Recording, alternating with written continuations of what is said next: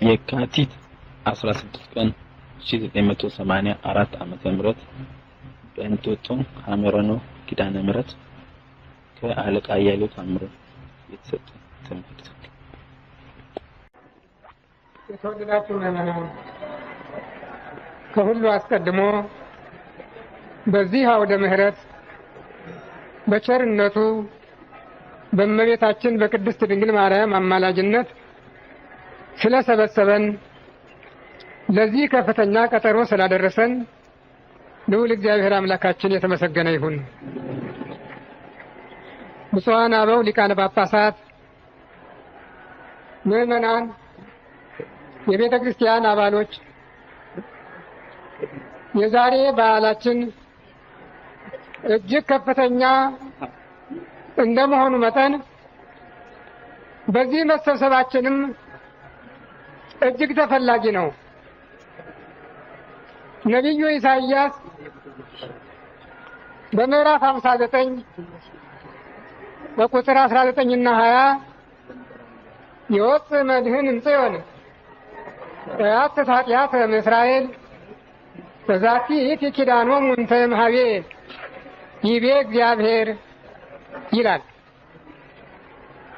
መድህን ወይም አዳኙ ከጽዮን ይወጣል፣ ከእስራኤልም ኃጢአትን ያርቃል። እንግዲህ ከኔ ዘንድ ያለችው ኪዳናቸው ይህች ናት አለ እግዚአብሔር ይላል። አባቶቻችን እንዲያው ኪዳነ ምህረት ብለው ስም አልሰየሙም። ስሙ ሁለት ነገሮች ያመለክተናል። አንዱ መሰረቱን፣ ምክንያቱን፣ ሌላው ውርሱን ነው። መሰረቱ ምክንያቱ ምንድነው? እመቤታችን ቅድስት ድንግል ማርያም አዘውትራ ከልጇ መቃብር ትጸልይ ነበርና በዛሬው ቀን ቃል ኪዳን የተቀበለችበት ቀን በመሆኑ ምክንያቱ መሰረቱ ይሁኖ ዕለቱ ኪዳነ ምህረት ይባላል። ሁለተኛው ግን በዚህ መነሻነት ስሙን ለእመቤታችን ሰጥተው ኪዳነ ምህረት እያሉ ይጠሯታል። ኪዳነ ምህረት ማርያም፣ የምህረት ቃል ኪዳን ማርያም ብለዋታል። ለምንድን ነው? ምክንያቱን ተስፋውን ለሷ የሰጡበት ምክንያት ምንድን ነው? እንግዲህ ይህንን ሁሉ ወደ ኋላ መለስ ብለን ጥንቱን ከብሉይ ኪዳን ፍጻሜውን ከአዲስ ኪዳን ልንመለከት ይገባናል።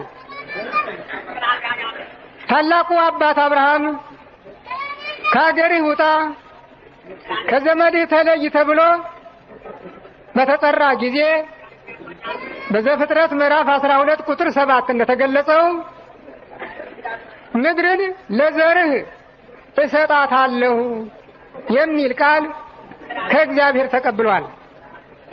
ምድርን ለዘርህ እሰጣታለሁ፣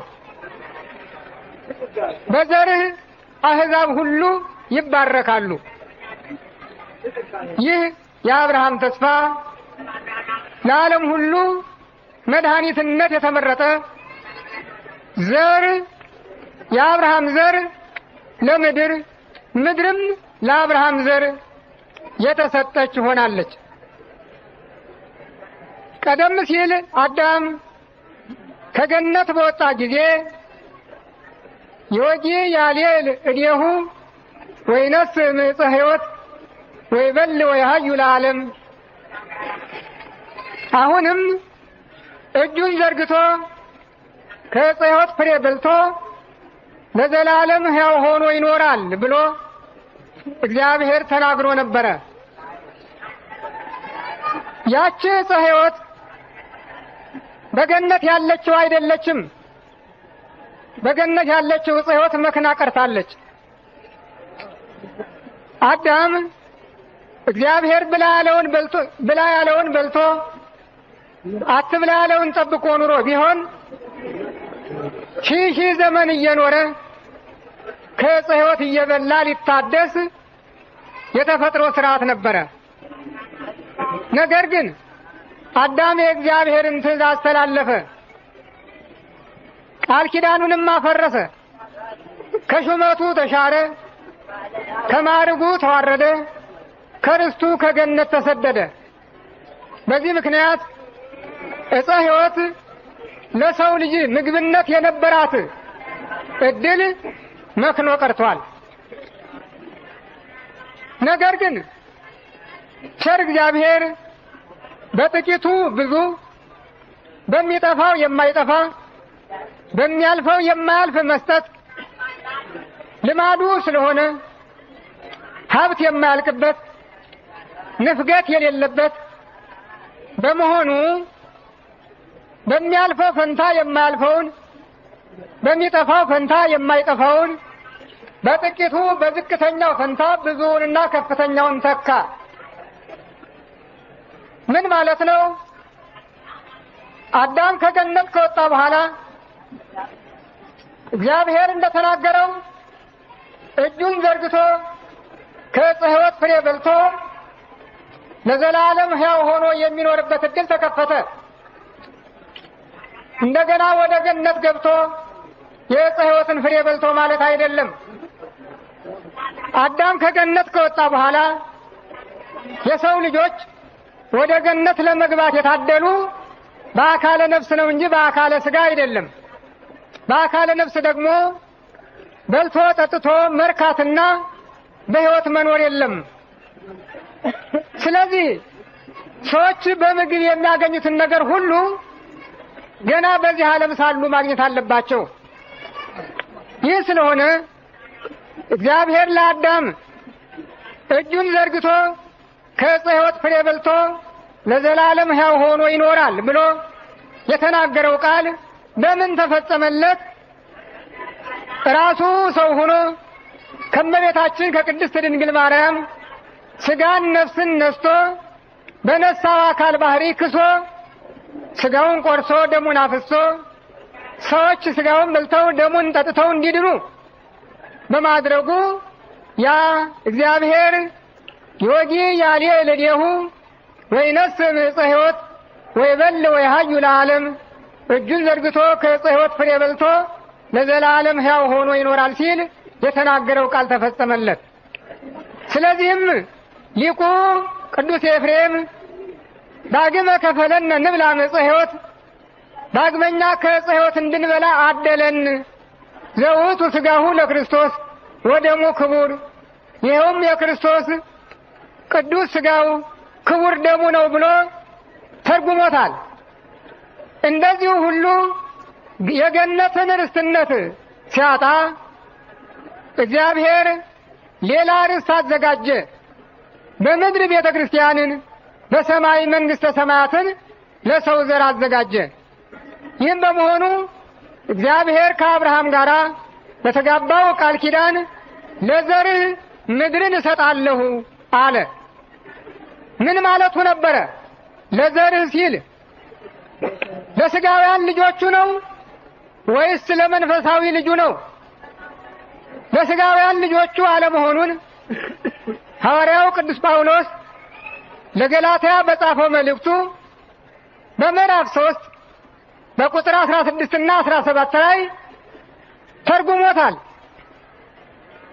እግዚአብሔር ለአብርሃም ለዘርህ ምድርን እሰጣለሁ ሲል ለዘርህ ብሎ ያመለከተው ክርስቶስን ነው እንጂ ሌሎችን አይደለም። ለዘርህ አለ እንጂ ለዘሮች አላለም። ለብዙዎች እንደተሰጠ አድርጎ ለዘሮች አላለም። ለአንዱ ለክርስቶስ የተነገረ በመሆኑ ለዘርህ አለ። እምልንከ ዝንቱ ኪዳን ጽኑ ዘእምኀበ እግዚአብሔር። እንግዲያስ ይህ አነጋገር ከእግዚአብሔር የተሰጠ የማይፈርስ የማይለወጥ ለዘላለም የሚኖር ጽኑ ቃል ኪዳን ነው እላለሁ ይላል ቅዱስ ጳውሎስ። ዘርህ የሚለውን ቃል ትርጉም በዚህ ብቻ አላቆምም። የዚህን መሰረት ሲሻ እንደገና ወደ ኋላ ተመልሶ ለእመቤታችን ለቅድስት ድንግል ማርያም ሰጥቶታል። ለዕብራውያን በጻፈው መልእክቱ በምዕራፍ 2 በቁጥር 17 ላይ እግዚአብሔር የነሳውን ባህሪ አካል ከአብርሃም ዘር እንጂ ከመላእክት አልነሳውም ብሎ ለዘርህ የሚለው ቃል በመጀመሪያ ለእመቤታችን በሁለተኛ ለጌታችን እንደተሰጠ አብራርቶ ተርጉሞታል። ይህንን ተከትለን ስንመጣ ለዘርህ ምድርን እሰጣታለሁ ሲል እግዚአብሔር የተናገረው በቸርነት በቤዛነት ለራሱ በአማላጅነት በእናትነት ለእናቱ ለእመቤታችን ለቅድስት ድንግል ማርያም የዓለም ወይም ሰውና ጠቅላላው ልጁ የልጅ ልጁ ለእመቤታችን በቃል ኪዳን መሰጠቱን ያመለክተናል። ይህ ስለሆነ በመግቢያው እንደጠቀስኩት ሁሉ ነቢዩ ኢሳይያስ መድህን ከጽዮን ይወጣል፣ ከእስራኤል ኃጢአትን ያርቃል፣ እንግዲህ ከኔ ዘንድ የተሰጠቻቸው ከኔ ዘንድ የምትሰጣቸው ከኔ ዘንድ ያለቻቸው ኪዳን ይህች ናት አለ እግዚአብሔር ብሎ መናገሩን መሰረት አድርገው እመቤታችን ከልጇ መቃብር ላይ ቆማ ባቀረበችው ጸሎትና ምልጃ ልጇ ጌታችን አምላካችን መድኃኒታችን ኢየሱስ ክርስቶስ ያጸናላትን ቃል ኪዳን መሰረት አድርገው አበው ዕለቱንና እመቤታችንን ኪዳነ ምሕረት ብለው ጠርተዋል። ስለዚህ የካቲት ኪዳነ ምሕረት ብለን ዕለቱን ኪዳነ ምሕረት ማርያም ብለን እሷን እንመለከታለን። በዚህ ምክንያት ነው ዛሬ ከዚህ የተሰበሰብነው። እንግዲህ ኪዳነ ምሕረት ማርያም እንዲያው አይደለም በዛሬ ቀን እንድንሰበሰብ ምክንያት የሆነችን እነሆ ልጅሽ ነው፣ እነሆ እናትህ ናት ብሎ ልጇ ጌታችን አምላካችን መድኃኒታችን ኢየሱስ ክርስቶስ በዮሐንስ አማካይነት እኛን ለእሷ ያደራ ልጆች እሷን ለእኛ ያደራ እናት ባደረገ ጊዜ ለዘርህ ምድርን እሰጣለሁ ሲል የገባውን ቃል ኪዳን ማተሙ ነበረና በዚህ መሰረት እሷም ከልጇ መቃብር ላይ ቆማ ስሟን ለሚጠራ መታሰቢያዋን ለሚያደርግ ብቻ ሳይሆን በስሟ ለሚማጸን በአማላጅነቷ ለሚታመን ሌላ ቀርቶ ወንድ ልጁን ሴት ልጁን በስሟ ለሚሰይም ሁሉ በባሏ ቀን ዕጣን፣ መብራት፣ ልዩ ልዩ ንዋየ ቅድሳት፣ መጋረጃ፣ መጽሐፍ፣ ወይን፣ ሜሮን የሚቻለውን መባ ለሚያቀርብና የሚቻለውንም ሁሉ ለነዳያን በስሟ ለሚመጸውት ምሕረቱ ቸርነቱ እንድትጎበኘው ልጇን ፈጣሪዋን ኢየሱስ ክርስቶስን ለመነች፣ ማለደች።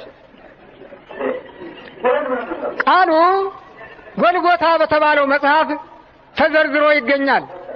ልጄ ትለዋለች።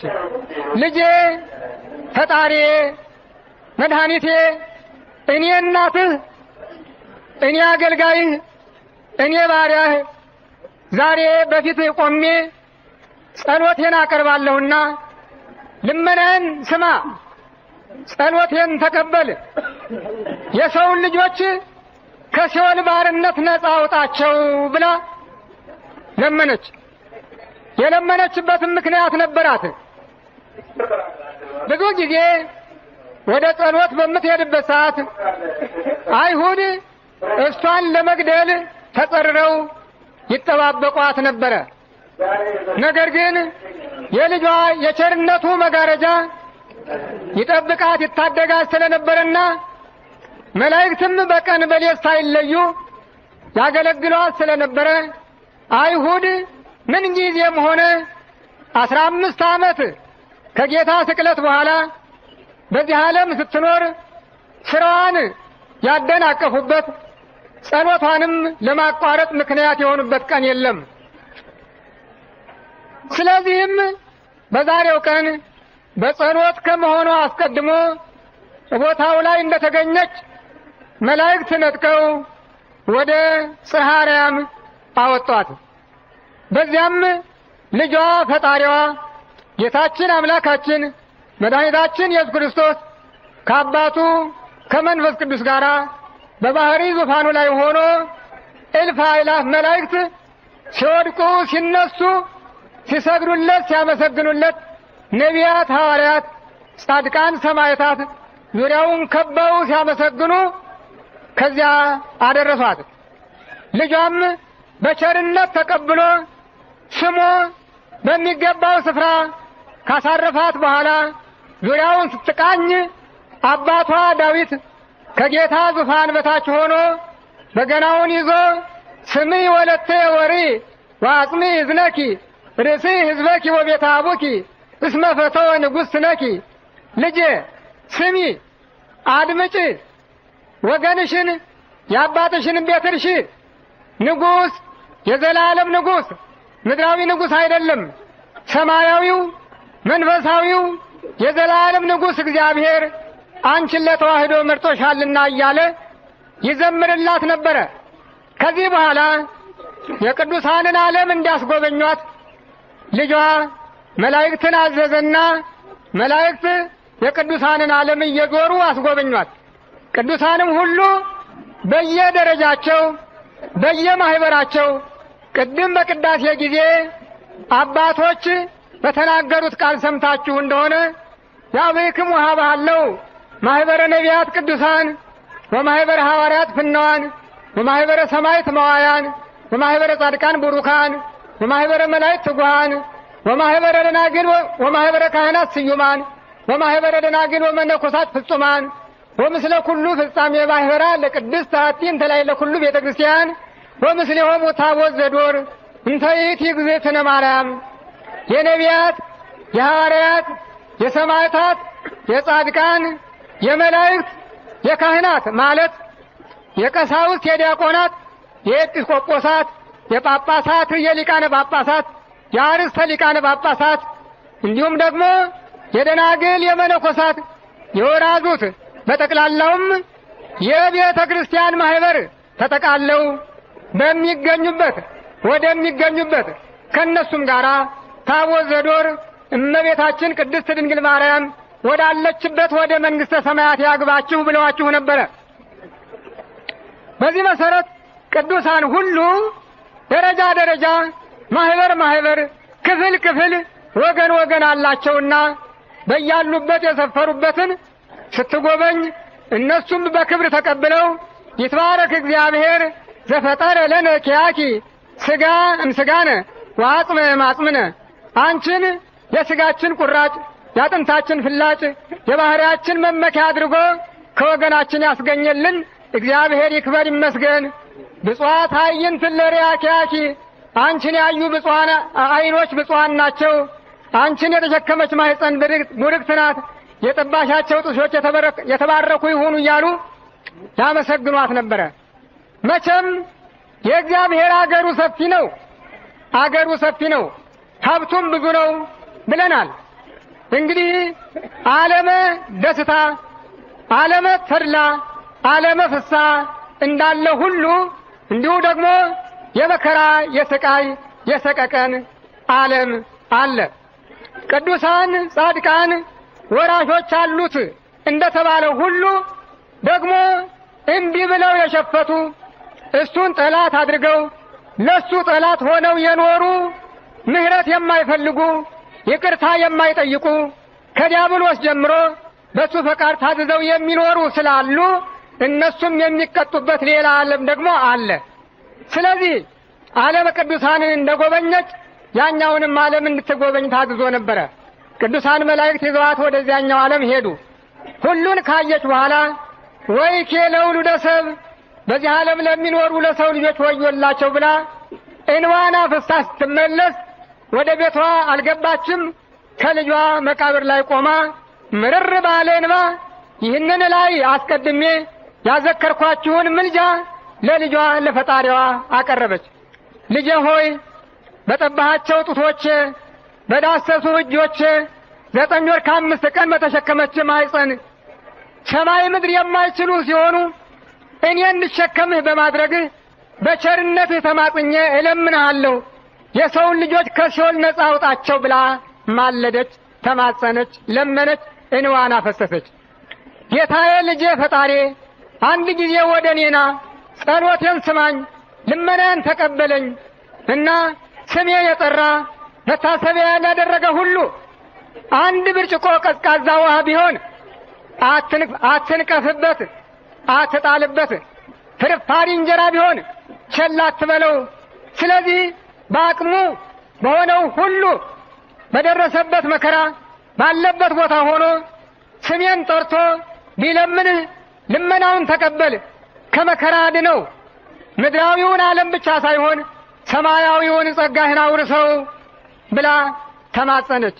እሱም እልፍ አእላፍ መላእክትን አስከትሎ በቦታው ተገኝቶ እናቴ እናቴ ወዳጄ የለመንሽውን ልመናሽን ተቀብዬሻለሁኝ፣ ሰው የሆንኩ ሥጋ የለበስኩ ያንቺን ፈቃድ ላልፈጽም ነው ወይ ብሎ ፈቃዷን ተቀብሎ ምልጃዋን አጽንቶ በዛሬው ቀን የምህረት ቃል ኪዳን ስለሰጠ እነሆ በዚህ ቦታ ብቻ ሳይሆን ስሟ በተጠራበት ቦታ ሁሉ ተሰብስበው በዛሬው ቀን ምዕመናን ሁሉ ስሟን የልጇንም ስም አጣምረው በጸሎት ሃይማኖት በእንተ ማርያም መሐረነ ክርስቶስ ስለ ማርያም ብለህ ማርያምን ደስ ይበላት ብለህ ስለኛ የተማጸነችውን የተማለለችውን የጸለየችውን የማለደችውን እናትን ደስ ይበላት ብለህ ማረን፣ እዘንልን፣ እራራልን፣ ይቅር በለን እያሉ ይጸልያሉ። ልጇም በማይታበለው ቃል ኪዳን መሰረት ስሟን ጠርተው ለለመኑት ሁሉ ሰማያዊና ምድራዊ ሀብት፣ ሰማያዊና ምድራዊ በረከት፣ ሰማያዊና ምድራዊ ጸጋ፣ የዘላለም ሕይወትና ስርየተ ኃጢአትን ያድላል። ለዚህ ነው የተሰበሰብነው። ደስ ይበላችሁ፣ ደስ ይበለን። ሙሉ ምሕረት ተገኝቷል።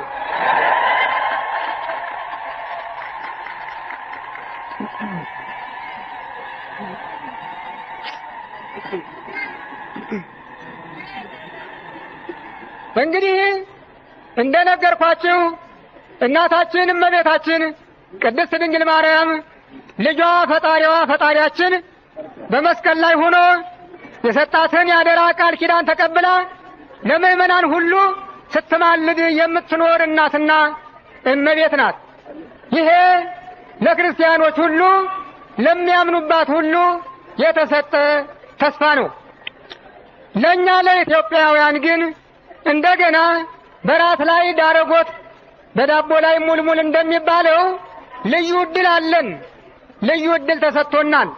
ይኸውም በስደቷ ጊዜ ልጇን አምላካችንን አዝላ ግብፅን በጎበኘች ጊዜ እንዲሁም ደግሞ ለግብፅ እንደተነገረው ሁሉ ለኢትዮጵያም በፍኖት ወሂ ዘእምዓለም ርኢኩ አይጻዳተ ኢትዮጵያ ይደነግጻ፣ ከጥንት የታሰበ መንገዱን አይቻለሁ፣ የኢትዮጵያ አውራጃዎች ይደነግጣሉ።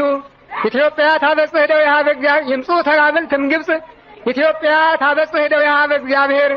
ማላጅቱ እናቱ ተማላጁ ልጇ ከግብፅ ይመጡ ዘንድ ኢትዮጵያ እጆቿን ወደ እግዚአብሔር ትዘረጋለች ተብሎ በተነገረልን ትንቢት መሰረት ኢትዮጵያን ስትጎበኝ አገሪቱን ርስት ሕዝቧን አስራት አድርጌ ሰጥቼሻለሁ ብሎ በዕለተ መስቀል ከሰጠው ቃል ኪዳን በፊት የብኩርና ልጅነት ለእኛ ለኢትዮጵያውያን ስለሰጠ እኛ ኢትዮጵያውያን ለእመቤታችን የብኩርና ልጆች፣ እመቤታችንም ለእኛ የብኩርና እናታችን ስለሆነች በዚህ ደግሞ የበለጠ ልንመካና ደስ ሊለን ይገባል።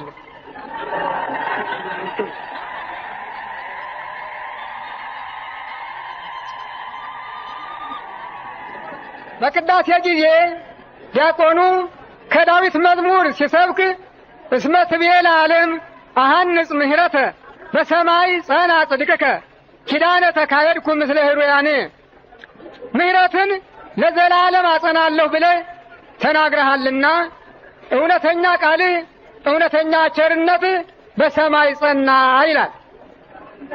እግዚአብሔር አይናገርም እንጂ የማያደርገውን አይናገርም፣ የተናገረውን ደግሞ አያስቀርም። ስለዚህ ለኢትዮጵያ ከሌላው ዓለም የተለየ ስጦታ መስጠቱን ቅዱሳት መጻሕፍት ይመሰክራሉ። ይህ ስለሆነ ስጋዊውም መንፈሳዊውም ሀብት፣ ስጋዊውም መንፈሳዊውም በረከት፣ ስጋዊውም መንፈሳዊውም ጸጋ ኢትዮጵያ በእግዚአብሔር በኩል ያገኘችው እጥፍ እጥፍ ሆኖ ይገኛል። አንዱ ክፍል እንደ ሌሎቹ ምዕመናን ሁሉ እንደ ሌላው ክርስቲያን ሁሉ የተሰጣት ሲሆን ሁለተኛው ክፍል ግን በግሏ እግዚአብሔር ምጽዋት አድርጎ የሰጣት ነው። የራሱ አገር ስለሆነች ሕዝቡም የራሱ ስለሆነ ገነት የእግዚአብሔር አገር ነውና በገነት ጎረቤት የፈጠራት ኢትዮጵያም የእግዚአብሔር የግል አገሩ ናት። ስለዚህ መጻሕፍት ተደጋግመው ስለ ኢትዮጵያ ይመሰክራሉ። በተለይም ነቢዩ ዳዊት በዚህ ጉዳይ ላይ አጠንክሮ የተናገራቸው ቃላት በሰፊው ይገኛሉ። ሰሎሞን ነግሶ ወደ ቤተ መንግሥት በገባ ጊዜ ዳዊት አባቱ ሸምግሎ ተኝቶ ነበርና እሱ ከዙፋን ላይ ሆኖ ሰሎሞን ከድንኳን ጋር ሆኖ እጁን በሰሎሞን ላይ ጭኖ 71ኛውን መዝሙር ጸልዮለታል። ይህም ጸሎት ሁለት ተስፋ የያዘ ነው። አንዱ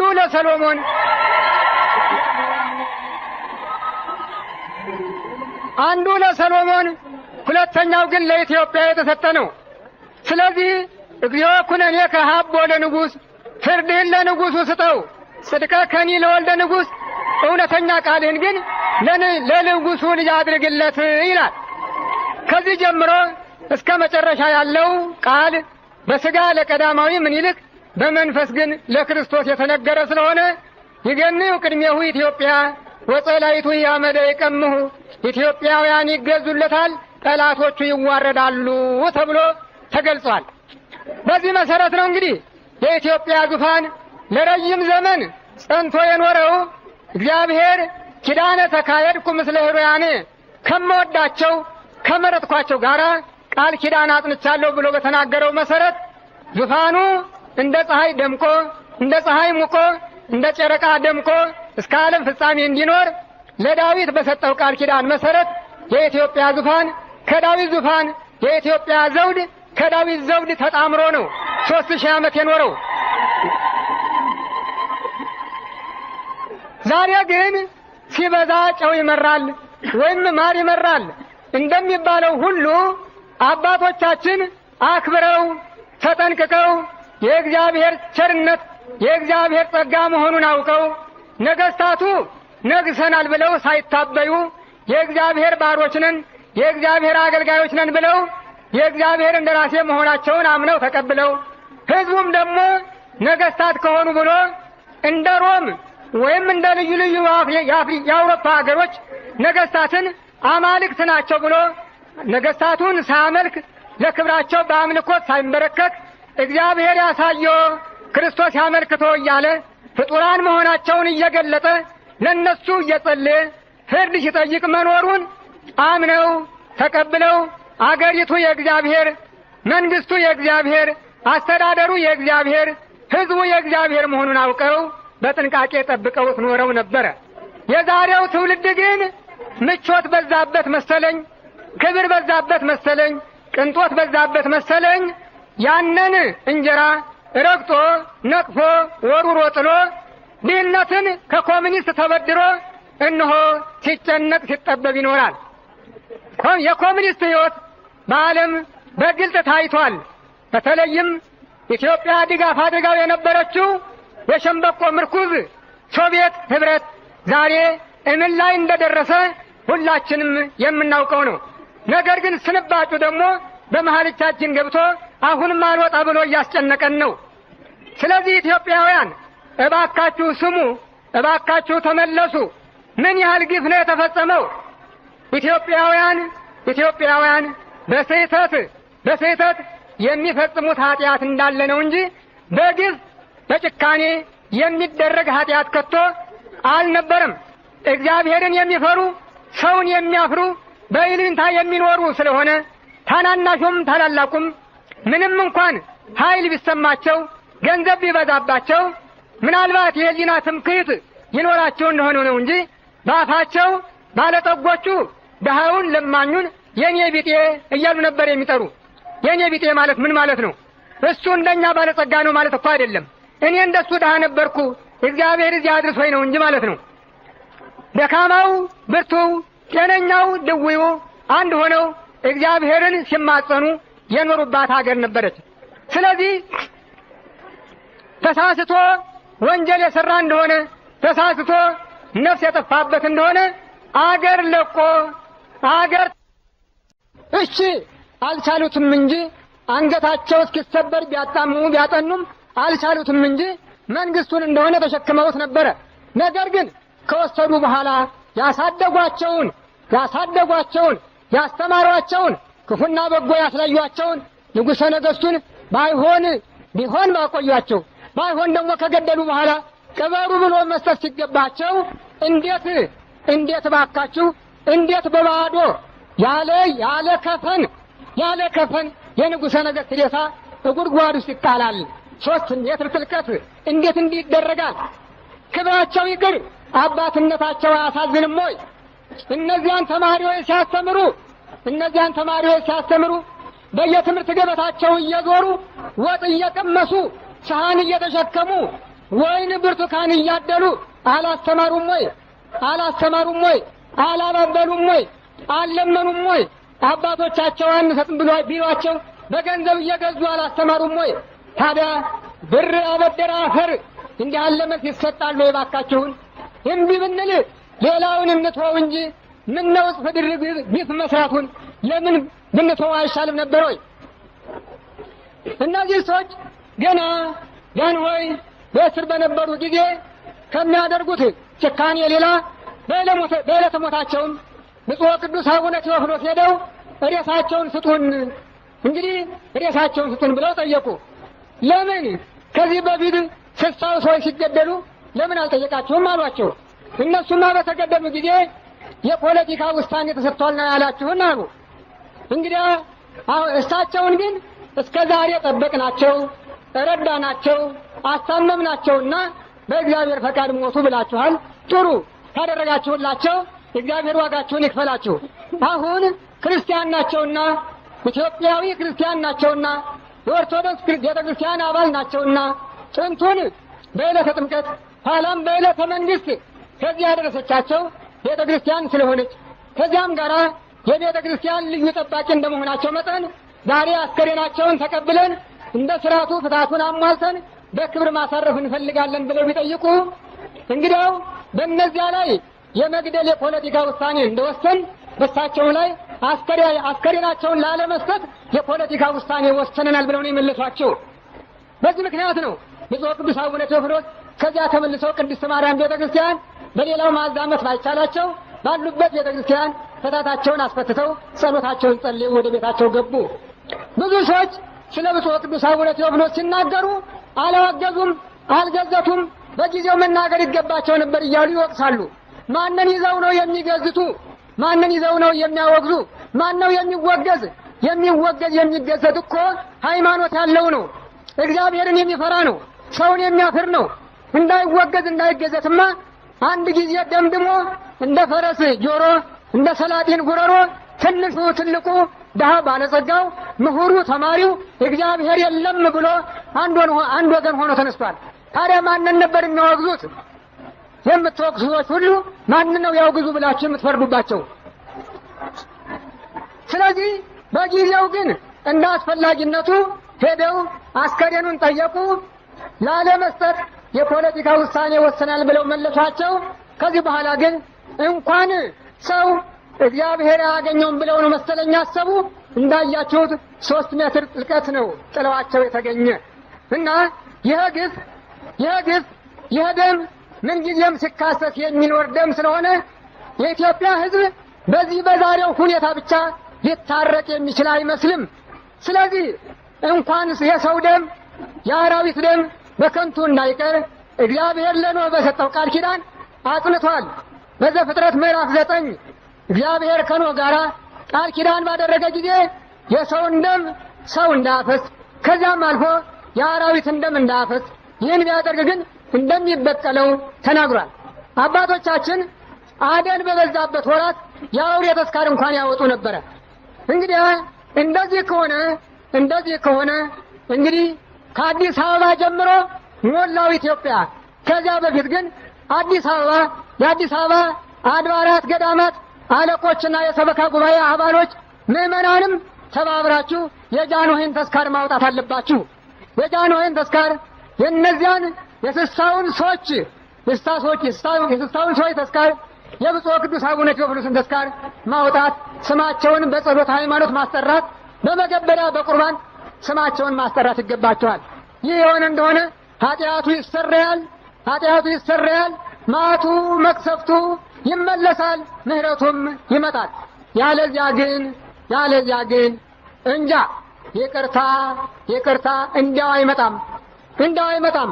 ማጎንበስ፣ አንገትን መስበር፣ ወገብን መስበር ያስፈልጋልና ወደ ንስሐ ብንመለስ ይሻላል። እመቤታችን እስከ ዛሬ ጠብቃን ኖራለች። ዛሬ ግን እምቢ ብለናታል። እምቢ ማለት ብቻ አይደለም። ነቢዩ ወአለፈም ትዕቢት ልቦሙ ልባቸው ከትዕቢት አለፈ ብሎ እንደተናገረው ዛሬ ያለው የኢትዮጵያ ወጣት ትውልድ ልቡ ከትዕቢት አልፏል።